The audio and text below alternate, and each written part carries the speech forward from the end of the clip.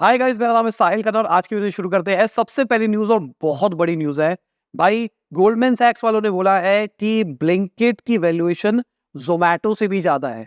अभी रिसेंटली ज़ोमैटो ने ब्लिंकिट को खरीदा था, उसके बाद में बहुत बैकलैश आया था, ज़ोमैटो के शेयर प्राइसेस घटे थे, सबके सब कह रहे थे भाई एक दिवालिया कंपनी खरीद ली है।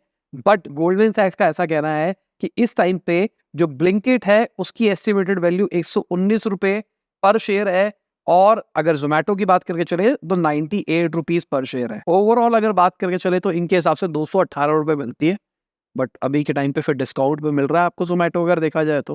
बाकी मैं नहीं बोल रहा कि ज़ोमैटो लेना चाहिए, नहीं लेना चाहिए। ब्लिंकिट पिछले कुछ टाइम से बहुत ज़्यादा ग्रो होता हुआ दिखाई सब के सब। अगर हम बात करके चले क्विक कॉमर्स की, बहुत तेज़ी से ग्रो होते हुए गए हैं और एक मेरे लिए शॉकिंग चीज़ थी। मैं हर बार बोलता हूँ जब भी इसके बारे में बात करता हूँ, एवरेज ऑर्डर वैल्यू इज़ 400-500 जो कि बहुत सही है।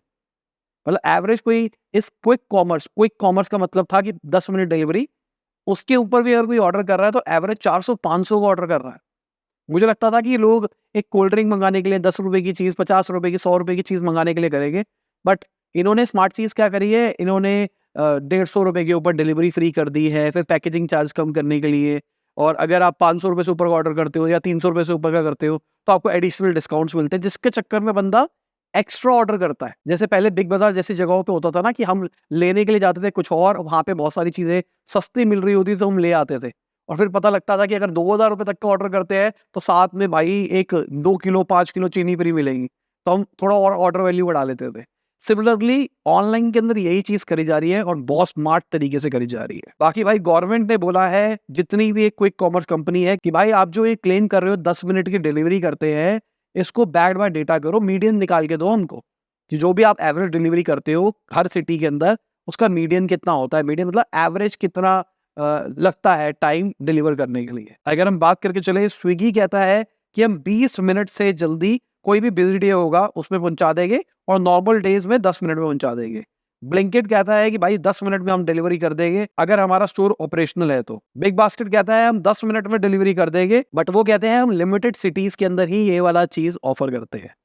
बाकी लेट्स सी क्या होता है, क्या नहीं होता। बाकी मेरा एक्सपीरियंस ये है कि डिलीवरी तो भाई बहुत जल्दी हो जाती है। अगली खबर आईपीएल की है, तो व्यूअरशिप बढ़ती हुई दिखाई दी है। 34 मैच हो गए, 18% व्यूअरशिप बढ़ती हुई दिखाई दी है। खाली ओटीटी की बात नहीं कर रहे, हम टीवी की भी बात करके चल रहे हैं। हर जगह पे ग्रोथ दिखाई दे रही है और बहुत बड़ा रीज़न है भाई ये जो रन बन रहे हैं, मज़ाक ही चल रहा है मैच के अंदर तो। मतलब अगर आप सनराइज़र्स को देख रहे हो, वो मैच तो लोग देखना ही है। पहले सनराइज़र्स मैं नहीं देखता था क्योंकि मुझे लगता था कोई ऐसा बड़ा प्लेयर नहीं है।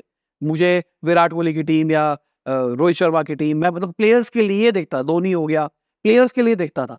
बट सनराइज़र्स जो खेल रही है ना भाई, देखने का मन करता है कि भाई आज 200 बनेंगे, 250 बनेंगे, 300 बनेंगे। सिमिलरली कोलकाता भी मुझे लग रहा है कि लट्ठा खेल रही है। तो एक ना बहुत बड़ी पावर आ रही है रन की। इस सीज़न के अंदर सबसे ज़्यादा रन बन चुके हैं ऑलरेडी। अंत जा रहे हैं मैचेस भाई, देखा जाए।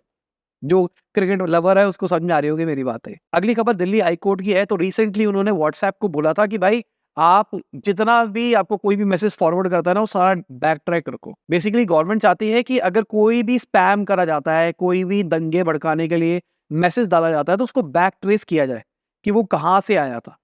अब व्हाट्सएप वाले को कहना है भाई हमारा बिज़नेस खत्म हो जाएगा, हम एंड टू एंड एन्क्रिप्शन करते हैं, हम वो नहीं कर पाएँगे और this is not possible for us. बाकी किसी भी कंट्री के अंदर ऐसा नहीं है, इंडिया के अंदर ही हो रहा है। इसके चक्कर में हमारा डेटा भी बढ़ जाएगा, हमको सारा डेटा स्टोर करना पड़ेगा। बात तो सही है? बाकी मतलब मुझे लगता है यहाँ पे दोनों पार्टीज़ की बात सही है। WhatsApp end to end encrypted है, हम व्हाट्सएप यूज़ करते हैं क्योंकि भाई डेटा सिक्योर है। बट अगर पता लगेगा डेटा सिक्योर नहीं है, तो हम व्हाट्सएप शायद ना यूज़ करें, हम किसी और पार्टी के ऊपर जाना शुरू कर दें। अगर गवर्नमेंट की बात करके चले तो उनका भी लॉजिक सही है कि ताकि बैक ट्रेस करा जाए कि भाई कोई गलत काम हुआ है, तो वो कहाँ से हुआ है, उसका ओरिजिन देखा जाए। बहुत सारी फेक न्यूज़ निकलती है ना, अभी हम देख रहे हैं बहुत सारे सेलिब्रिटीज़ के डीफेक्स बनाए जा रहे हैं, सब कुछ किया जा रहा है। तो वो सारी चीज़ें बैक ट्रेस हो पाएगी। कुछ यूट्यूबर व्हाट्सएप के ऊपर अपना एजेंडा चला रहे हैं इलेक्शन के लिए, तो वो सारी चीज़ें कौन गलत कर रहा है, कौन सही कर रहा है। और मैं तो कहता हूँ कि एक डेटा रिलीज़ करा जाए ना, कि इतने सारा ये स्पैम इस बंदे ने किया था, यहाँ से ओरिजिनेट होता हुआ आया था। वो डेटा अगर रिलीज़ होने लग जाए ना, तो लोग स्पैम करने से भी डरेंगे। बट कहानी ये है ना कि नंबर्स भी तो फेक मिल जाते हैं ना। अब कई लोगों को लगेगा नंबर फेक कैसे मिलते हैं? क्या करते हैं, गाँव का ही कोई बंदा उठा लेंगे, उसके नाम पे सिम ले लेंगे और उसको पैसा देके, एग्ज़ाम्पल के लिए उसको 1000-2000 रुपए दे दिए सिम लेने के। उसके आईडी के ऊपर सिम लेके और उसको यूटिलाइज करना शुरू कर दिया। तो गलत काम तो बैक ट्रेस हो गया, भी कुछ नहीं होगा। बाकी देखते हैं सॉल्यूशन क्या निकलेगा इसका लॉन्ग टर्म के ऊपर। अगली खबर स्विगी की है, तो उन्होंने आईपीओ के लिए फाइल कर दिया है। कहा जा रहा है तो 10,000 करोड़ रुपए से ज्यादा वो रेस करने वाले हैं, जिसमें 3750 करोड़ रुपीस फ्रेश इशू होने वाला है और 6664 crore rupees offer for sale होने वाला है। मतलब कंपनी अपना प्रॉफिट बुकिंग करेगी, भाई कंपनी नहीं, जो इन्वेस्टर्स है उनका पे बैक का टाइम आ जाएगा।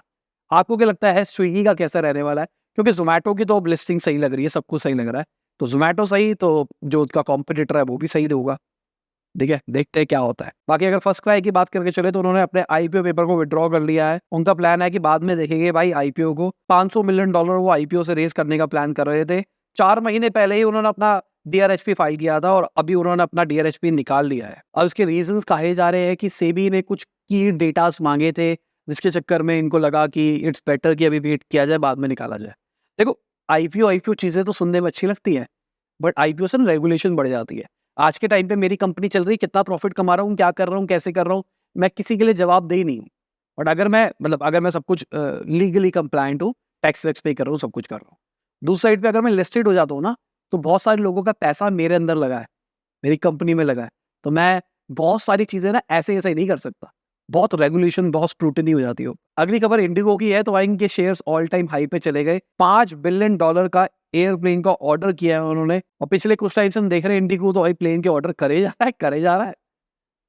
ठीक है, अच्छी बात है। बाकी एक डराने वाली खबर है, आईसीआईसीआई बैंक के क्रेडिट कार्ड का डेटा निकल गया है। 17,000 यूजर्स का निकला है, सब कुछ निकला है, सब कुछ, कार्ड नंबर, सीवीवी, सब कुछ निकला है, और दिस इज नॉट राइट। अभी रिसेंटली हमने कोटक का देखा है, ये आईटी इंफ्रास्ट्रक्चर के चक्कर में उनके शेयर प्राइसेस घटते हुए दिखाई दिए है। अब आईसीआईसीआई का भी ब्रीच होता हुआ दिखाई दे रहा है। अगर अब इंडिया में पेमेंट फ्रॉड्स की बात करके चले तो 70% से ज्यादा ऊपर हुए हैं।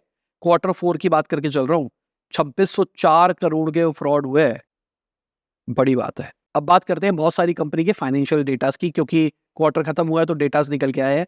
मारुति सुजुकी की बात करके चले तो प्रॉफिट 48% ऊपर जाता हुआ दिखाई दिया है। सेल्स की बात करके चले तो हाईएस्ट एवर सेल्स इन्होंने रिपोर्ट करी है। रेवेन्यू हर चीज बढ़ती हुई दिखाई दी है। आप देख सकते हैं टेबल के अंदर सब कुछ कैसा रहा है। अगर हम टेक महिंद्रा की बात करके चले तो उनका प्रॉफिट 41% घटता हुआ दिखाई दिया है। अगर हम रेवेन्यू की बात करके चले 6.2% ईयर और ईयर रेवेन्यू घटता हुआ दिखाई दिया है। इंटरनेशनली अगर हम मेटा की बात करके चले तो Q1 का उनका रिजल्ट आ गया है, और रिजल्ट आते ही 16% शेयर प्राइसेस घटे हैं।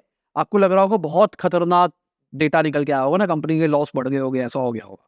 समझो, Q1 का प्रॉफिट उनका $12.37 बिलियन का है। अगर हम पर शेयर की बात करके चले तो $4.71 पर शेयर हो गया है, जिसको अगर प्रीवियसली कंपेयर करके चले तो 2.20 था, तो ऑलमोस्ट 2x से ज्यादा बढ़ता हुआ दिखाई दिया है। रेवेन्यू 27% बढ़ता हुआ दिखाई दिया है। यूजर्स की बात करके चले तो 7% ईयर ऑन ईयर ग्रोथ दिखाई दी है यूजर्स की, बट फिर भी शेयर प्राइसेस घटते हुए दिखाई दिए। 2-3 रीजन हो सकते हैं। एक तो रेवेन्यू एक्सपेक्टेशन होगी लोगों की बहुत ज्यादा आएगा, उस लेवल का नहीं आया, वन ऑफ द रीजन। दूसरा, इन्होंने फेसबुक का डेटा रिलीज नहीं किया है। इन्होंने ओवरऑल प्लेटफॉर्म की बात करी है, फेसबुक डिक्लाइन की तरफ जा रहा होगा, इसलिए नहीं किया गया है। वीडियो में आगे जाने से पहले आपको याद दिलाना चाहूंगा, अपने लाइक का बटन नहीं दबाया, लाइक का बटन दबा दो और चैनल को कर दो सब्सक्राइब। मैं ऐसे ही डेली बिजनेस न्यूज आपके लिए लाता रहता हूँ। अगर हम स्नैपचैट की बात करके चले तो भाई उनके जो एक्टिव यूजर्स है 422 मिलियन के ऊपर पहुंच गए हैं। अगर इनके एवरेज रेवेन्यू पर यूजर की बात करके चले तो $2.83 है एवरेज जो ये कमा रहे हैं एक यूजर से। अगर इनके रेवेन्यू की बात करके चले तो 21% इनका रेवेन्यू बढ़ता हुआ दिखाई दिया है। लॉसेस की बात करके चले तो लॉसेस घटते हुए दिखाई दिए हैं, बट लॉसेस फिर भी बरकरार है और शेयर प्राइसेस बढ़ते हुए दिखाई दिए। मेटा प्रॉफिट रिपोर्ट कर रहा है, शेयर प्राइसेस घट रहे हैं। ये लॉस रिपोर्ट कर रहा है, फिर भी शेयर प्राइसेस बढ़ रहे हैं। अगर हम गूगल की बात करके चले तो Q1 के उनके भी रिजल्ट आ गए हैं। फर्स्ट एवर डिविडेंड उन्होंने डिक्लेयर किया है, 20 सेंट दे रहा है अल्फाबेट एक शेयर के ऊपर। साथ में उन्होंने बोला है $70 बिलियन के स्टॉक्स को बायबैक करने वाले हैं। खबर आते ही 16% शेयर प्राइसेस बढ़ते हुए दिखाई दिए। अगर इनके क्लाउड के बिजनेस की बात करके चले तो 5x ग्रोथ दिखाई दी है इनके क्लाउड के बिजनेस के अंदर। गूगल सर्च की बात करके चले तो उसका रेवेन्यू भी 14.5% के आसपास बढ़ता हुआ दिखाई दिया है। यूट्यूब का रेवेन्यू भी 20% बढ़ता हुआ दिखाई दिया है। और अगर गूगल के ओवरऑल एडवर्टाइजिंग बिजनेस की बात करके चले तो 13% वो भी बढ़ता हुआ दिखाई दिया है। अब अल्फाबेट के सीईओ का ये कहना है कि यूट्यूब गूगल क्लाउड बिजनेस जो उनका है उसको अगर कंबाइन कर दिया जाए तो $100 बिलियन का वो रन रेट अचीव कर लेंगे 2024 के एंड तक, और $65 बिलियन भी नहीं था अभी अगर प्रीवियसली देखा जाए तो इतना ज़्यादा ग्रोथ वो एक्सपेक्ट करके चल रहे हैं। क्लाउड से मेजर बिजनेस निकल के आएगा, मुझे ऐसा लगता है। अब अगर माइक्रोसॉफ्ट की बात करके चले तो उनका रेवेन्यू 17% बढ़ता हुआ दिखाई दिया है। उनका जो क्लाउड यूनिट है वहां से भी ग्रोथ दिखाई दी है। पर्सनल कंप्यूटिंग यूनिट के अंदर भी वो बढ़ता हुआ दिखाई दिया है, तो वो भी ओवरऑल बढ़ता हुआ दिखाई दिया है। एआई के ऊपर वो राइड कर रहा है, इसलिए बढ़ता हुआ भी दिखाई दे रहा है। बट मुझे लगता है अभी बहुत बड़ा चेंज पता क्या आने वाला है। कहा जा रहा है जो सरफेस लैपटॉप्स है, जो एप इनके माइक्रोसॉफ्ट के लैपटॉप्स है, उसके अंदर स्नैपड्रैगन की चिप आने वाली है, तो मैकबुक से कम्पीट कर पाएंगे, बहुत पावर, बहुत एफिशिएंट तरीके से ऑफर कर पाए। तो मुझे लगता है गेम चेंजर होगा, बहुत बड़ा गेम चेंजर होगा अगर ये ढंग से लैंड करता है तो। विद इन अ वीक हमारे को पूरी खबर निकल के आ जाएगी क्या होने वाला है। अभी क्योंकि अभी लीक्स आ रहे हैं, तो लीक्स के ऊपर मैं भरोसा नहीं करना चाहता। एक बार हैंड्स ऑन रिव्यूज आने लग जाए फिर बात करेंगे, क्योंकि मुझे लगता है, मुझे बिलीव है कि भाई कहानी बदलेगी। अब अगर हम X.AI की बात करके चले, जो एलॉन मस्क की एआई कंपनी है, तो वो $18 बिलियन की वैल्यूएशन के ऊपर $6 बिलियन रेस कर सकती है। अभी रिसेंटली खबर निकल के आई थी 3-4 बिलियन डॉलर वो रेस करने का प्लान कर रहे हैं, बट अब 6 बिलियन रेस कर रहे हैं। एआई स्पेस में भाई इन्वेस्टमेंट दबा के मिल रही है। बाकी अगर हम TSMC की बात करके चले तो उन्होंने वर्ल्ड की मोस्ट एडवांस चिप निकाल दी है, 1.6 नैनोमीटर के ऊपर है, A16 उसका नाम दिया गया है। अब छोटी चिप का फायदा क्या होगा, सेम पावर कंजम्पशन में ज्यादा एफिशिएंसी मिल पाएगी, या फिर आप कह सकते हो आपको जो day to day daily task होते हैं उसके अंदर आपका पावर कंजम्पशन कम हो जाएगा। तो अच्छी चीज है ओवरऑल देखा जाए। अगली खबर टाटा की है, तो भाई वो मोबाइल फोन केसेस बनाने वाले हैं आईफोन के। चाइना से आते हैं ज्यादातर केसेस, अब इंडिया के अंदर स्विच करने के लिए टाटा इनिशिएटिव ले रहा है। बाकी अगर हम जनरेटिव एआई की बात करके चले तो भाई वो इंडस्ट्री $1.3 ट्रिलियन की हो जाएगी। 6% year on year growth expect करी जा रही है, तो देखा जाए तो बहुत ही अच्छी चीज़ है। मैं भी चाहता हूँ कि एआई की तरफ रिलायबिलिटी बढ़े, लोगों को समझ में आए एआई कितना इंपॉर्टेंट है। बाकी अगर हम मार्केट की बात करके चले तो आप देख सकते हैं कौन रहा ऊपर कौन रहा नीचे, और ये लोग हमारे सपोर्टर्स जिनकी वजह से डेली हम आप तक वीडियोस ला पाते हैं। Thank you for supporting us. आप भी हमको सपोर्ट कर सकते हैं, नीचे ज्वाइन का जो बटन है उसको दबाओ और सपोर्ट करो। थोड़ा सा पैसा लगेगा बस, और यहाँ पे आप लिस्ट के अंदर आ सकते हो। थोड़ा स्मार्ट दिमाग लगाओगे, अपने ब्रांड का नाम यूज़ करो और उसके नाम से ज्वाइन करवा लो। यहाँ पे आपको एक तरह से प्लेसमेंट मिल जाएगी। बहुत कम अमाउंट रखा है जस्ट टू सपोर्ट, ठीक है। मैं चाहता तो इस चीज़ के लिए ज़्यादा रेट रख सकता था, जितना यूट्यूब सबसे कम करता है ना उतना कम कर रखा। तो इसी के साथ आज की ये बिजनेस न्यूज़ खत्म होती है। उम्मीद करता हूँ आपको मजा आया होगा। लाइक कर देना, शेयर कर देना, कमेंट बताना वीडियो कैसी लगी। बाय, गुड नाइट, शब, गुड हाफिज़, गुड मॉर्निंग, आफ्टरनून, जब भी आप वीडियो देख रहे हैं। जय हिंद, वंदे मातरम।